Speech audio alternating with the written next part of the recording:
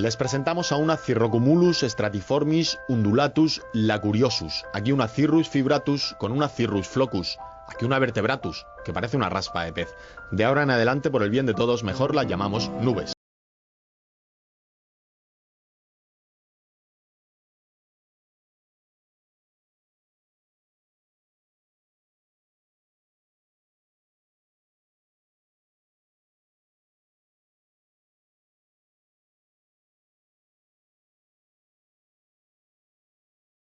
...24 de enero de 2013. El Ayuntamiento de Uña de Quintana rechaza las fumigaciones clandestinas aéreas. El Pleno Municipal del 15 de octubre de 2013, en el marco de sus competencias de autonomía local, acordó aprobar una moción para rechazar las prácticas de manipulación climática que se están llevando a cabo a nivel global, apoyar la denuncia presentada al Seprona el 19 de julio pasado sobre las fumigaciones clandestinas aéreas en La Guareña, y suscribir la petición al Parlamento Europeo presentada por Terra Sostenible el 13 de mayo de 2013 para que se realice una investigación independiente de los hechos denunciados. Este hecho es muy importante. Significa que la geoingeniería deja de ser un asunto exclusivo de las altas esferas políticas, militares e industriales para colarse en los municipios, a nivel de calle, donde la sociedad real, con la que nadie ha contado, tiene la palabra y reivindica sus derechos en un tema de tanta gravedad, dice Josefina Fraile, portavoz de Terra Sostenible, afirmando que esto convierte al Ayuntamiento de Uña de Quintana en el primer ayuntamiento del mundo en el que se toman decisiones de este calibre en contra de la geoingeniería, de forma clara e inequívoca. Los vecinos de este municipio, añade, deben estar orgullosos de tener un representante que les representa y defiende sus intereses con todas las consecuencias. Ya que no hay mayor bien común que el de la salud de las personas y de su entorno. Un ejemplo que debiera marcar el camino para todos los ayuntamientos de la comarca sino del país.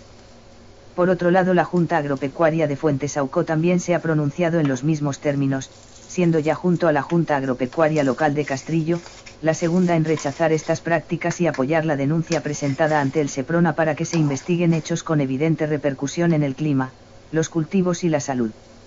Estos acuerdos son el resultado de la campaña informativa de puerta a puerta que ha emprendido la asociación denunciante. El próximo paso es el de presentar peticiones a ayuntamiento por ayuntamiento, solicitando colaboración en la investigación y divulgación de este tema. Fin de la nota.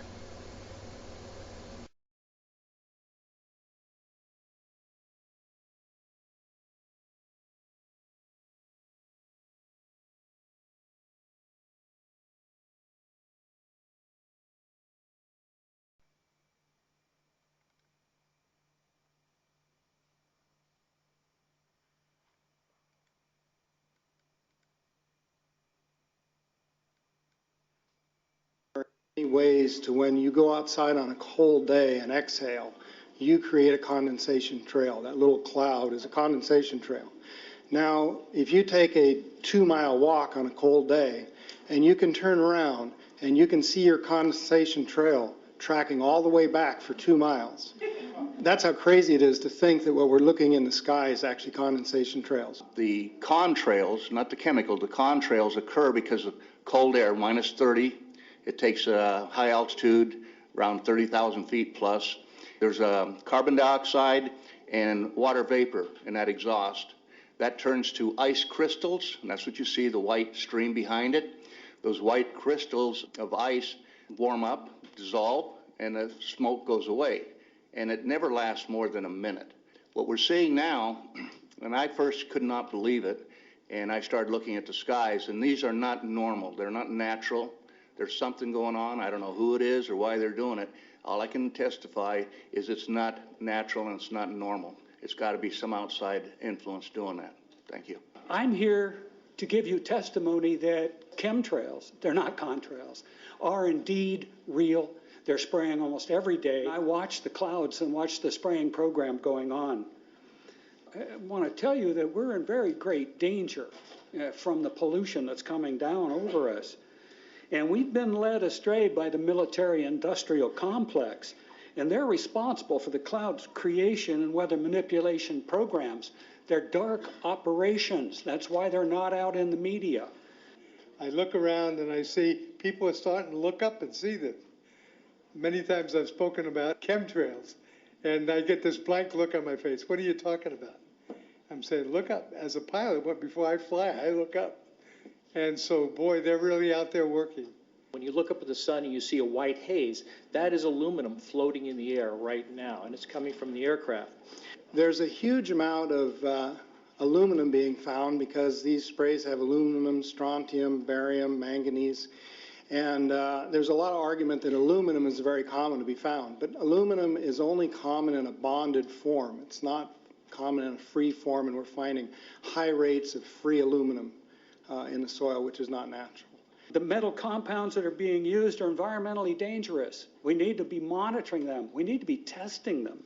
Okay, these previous guys, I've watched exactly what they do, and yes, they are correct. I've seen exactly the same stuff, so ditto marks on those. You want some figures? Okay, latest water test, tested the rain.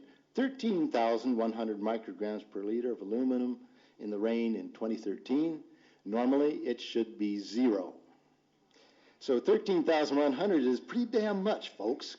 It used to be 0, then it was 100s in the 2000s, and then since 2010, it's into the 1,000s and the latest 13,100. In the snow on Mount Shasta, pristine Mount Shasta, 61,000 micrograms per liter, 4 times the amount that is found in the soil up there. Where in the hell is this stuff coming from if it's not coming from the soil? We have clouds in the sky we've never seen before. Almost every day I'm seeing clouds I've never seen before. And NASA has been even named a few of these new clouds. And it's really interesting, but NASA is a corporation. I want you to know that. NASA has also conducted a research program in what they call metallized fuels. We're actually putting aluminum oxide right in the fuel because it has 2 atoms of aluminum and 3 atoms of oxygen. So during the combustion process, it releases all that oxygen and dramatically increases efficiency, but it leaves the aluminum in the air. We got things coming from sky down, and it's a huge, huge problem. Because as it comes down, what happens is a couple of things. Is that it actually is in our air, we breathe it. And as we breathe it, it's actually going to go up through our nostrils, into our brain, easiest access to our brain frontal lobe. The contaminants that have been identified, which already been mentioned, are aluminum. Aluminum is the #1 free radical generator to the brain to cause early apoptosis, which is early death of brain, and it begins to set off the scar tissue, which we call the amygdalin, which is part of the chemical matrix related to Alzheimer's. I'm a neurologist practicing in Reading for 17 years. And in the past 5 years, I've seen the number of patients with Alzheimer's disease, Parkinson's, and other neurodegenerative diseases tremendously increased, almost quadruple. I became interested in chemtrails about 8 years ago when I was in Hawaii, and the Hawaiians are really being very vocal about it. I concur about the increasing number of Alzheimer's. They have been able to take the aluminum and micronize it, which means it'll stay up longer. But it also means, and I don't know if any of you have noticed a metallic taste in your mouth when they're spraying, but you inhale that, it goes up through your cribriform plate and through your sinuses and into the brain. As you heard, to spray nanoparticles, very small particles. These nanoparticles, they basically trigger a programmed cell death in the brain, and that is the ultimate path we see in Alzheimer's. That's problem #1, because when we look at the Alzheimer issue, we say those are the old. The real problem is, and the real scare I have, is as I am a father of 2, I'm a grandfather of 3. So the drama is our children. ADD started in the 70s. Autism was not on the radar. There was no documents, there was no information. It was 1 in 100,000 children. Today, what we have is 1 in 48 boys. I was part of the early group that was looking for aluminum in ADD and ADHD. And all of those children that started to develop those phenomena had high levels of aluminum. When we figured out protocols to detox them out, to free the body of those particular contaminants, what happened is that their brains came back. When we do this to the age, it doesn't come back as quick, but it will come back. But I'm seeing Alzheimer's in 56 years old. Back in the 70s, Alzheimer's when you were 80. If you remember 8 to 10 years ago, there was this big move to get rid of aluminum from underarm deodorant because it would cause Alzheimer's. Look what they're doing to us now. I want to give you a little bit of history on the background behind nanoparticles has been described before. A nanometer is 1/1000th of a meter. It's very small. In fact, if you have particles, say, that are 40 or 50 nanometers across, you can take and line 50 of them up next to a single red blood cell. These things are extremely tiny. They're pervasive. The collapse and decrease of agriculture is something I worry about even more than the previous info about autism and Alzheimer's. Believe me, I'm seriously concerned with what I'm watching. As a wildlife biologist, I've been watching the ecosystem collapse.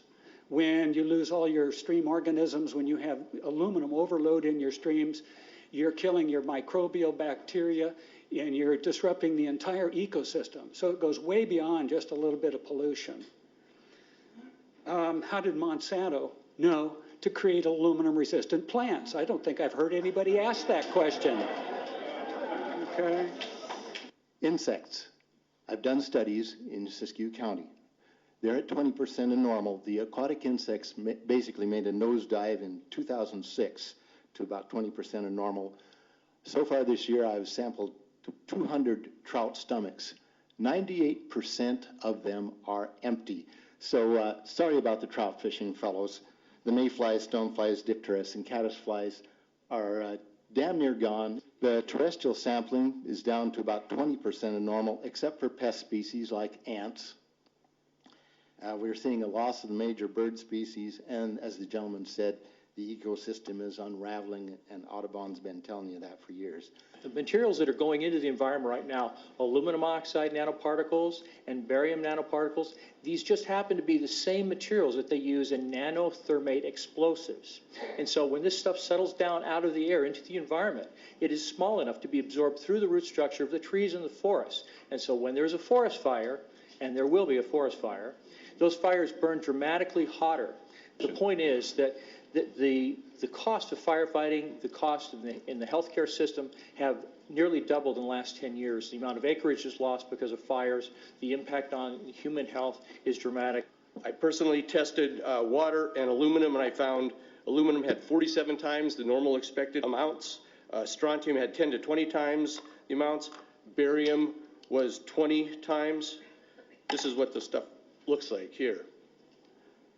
Collected, most people just think it's a cobweb, but I tested it. It has outrageous amounts of barium, strontium, and aluminum, but they destroy the sample, so I'm not letting this get away from me.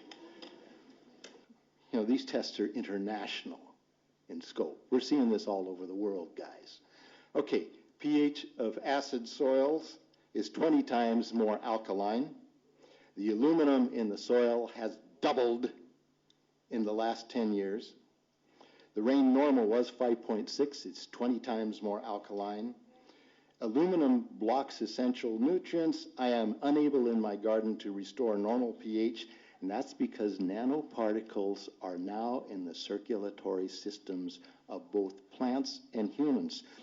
The Air Force conducted a study starting in 1993. It was called In Vitro Toxicity of Aluminum Nanoparticles in Rat Alveolar Macrophages. That's a real fancy way of saying testing the effect of aluminum nanoparticles on the white blood cells in the little air sacs in your lung, the alveoli. And what they found in this 8-year study was that these particles, when you're exposed to long enough, it suppresses the ability of your white blood cells to defend you from airborne infections coming into your lungs. So it suppresses your immune system. But they also found that these same particles, once they get into your system, they can actually go through the barrier in each one of the cells. They get inside the cells, and these particles can actually suppress the ability of mitochondria, which are in the cells that help to gobble up toxins and things that would be harmful to the nucleus and the reproduction process of the cells in your body. These processes are suppressed, and so essentially by breathing this material in, your immune system is dramatically suppressed. I wrote to the federal government because Air Force wrote a book, and on the first page of the book they said, we're going to control the weather by the year 2025. I asked them, what are they doing spraying these chemicals on the public? I said, there's violation of United States Code 50 USC 1520, which prohibits the American government from experimenting on the U.S. citizens with chemical agents. I said that law also requires who's ever experimenting, when the federal government does it, that they have to report to Congress within 30 days. They wrote back, they said they don't know what I'm talking about. We have enough evidence that there's a spraying going all over the place. We were warned about the takeover of our freedoms by the military-industrial complex by both Eisenhower and Kennedy. They're gaining traction on us, folks. We are in trouble more than just a spraying program. All I can say is it's about time we get up in arms about this, because it is affecting our health. It's high time that we as citizens of this great country take action. Board of Supervisors in Suffolk County, New York, they outlawed geochemical engineering. Hawaii passed an ordinance prohibiting geochemical engineering. I urge you to bar geoengineering in Shasta County and pass an ordinance. At least ask some damn questions. What the hell is all this aluminum doing here? Why are the trees dying, fishes dying? Why is there Alzheimer and aluminum spiking? And why are these fibers on the ground here in Shasta County? Thank you. Thank you, Mr. Marmon. Today, the Shasta County Board of Supervisors has been the beneficiary of some sincere, passionate, and knowledgeable comments. And I thank you for those. I am in agreement with my colleagues about sending letters and a call for action, but I would hope that we could go a step further. I would like for us to send a copy of this video where all of you spoke today, all 2.5 or 3 hours of this testimony, to be sent to our senators and our U.S. representatives, and also our representatives in the state of California. We'll do that. Let them listen to the passion that came out of this meeting today. Thank you. You have the motion in front of you. I think it's understood. All in favor, say aye. Aye. Any opposition? Motion passes unanimously.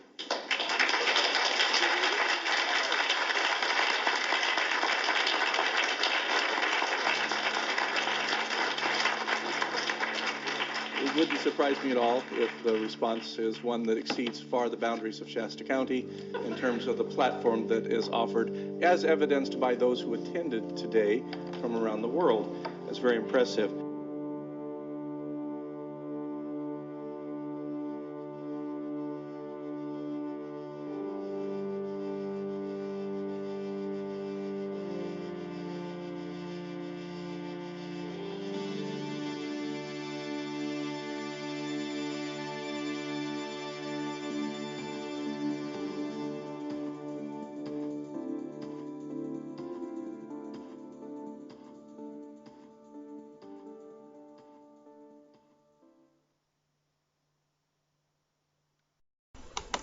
Mr. Fletcher, another question on in an interview with the Los Angeles Times on April 21st, you said that you told the Associated Press that the American government has created weather tampering techniques so that the New World Order will be able to starve millions of Americans and to control the rest. Would you explain what you were trying to say? Well, what I was trying to say is exactly what I said. There is weather control techniques. We have a complete package on that, which I did not bring, but I certainly will see to it that it is brought in for the record. Number one, the entire patents on the equipment. Number two, Senator Claiborne Pell's complete statement and story of his own, that not only does it exist, but that we even utilize it as far back as the Vietnam War. You might want to touch base with Senator Pell. I just want to repeat before I turn to So yes, but we do have all that information. You're saying the government has created weather tampering techniques so that the, quote, New World Order will be able to starve millions of Americans. Worldwide. Millions of Americans, and to control the rest. Yes, sir, and that's my belief. As bizarre as that sounds, if somebody had told me that that equipment even existed 10 years ago, I would have thought they were nuts, sir. And at this point in time, we have all the documents to prove it. And if you think that 85 tornadoes takes place in the middle of our growing area by simultaneous accident, I'm sorry. With the equipment that's already set up internationally, and as bizarre as that is, it is proven and documented. We will supply you with those documents. As bizarre as that is, I would say that weather wars, and this is quoting actually Senator Claiborne Pell himself, that they are the greatest weapon ever created in the world, and that's the Senator's own statement. So yes, I do stand on that. Thank you, Ms. Fletcher. Thank you, Ms. Chairman.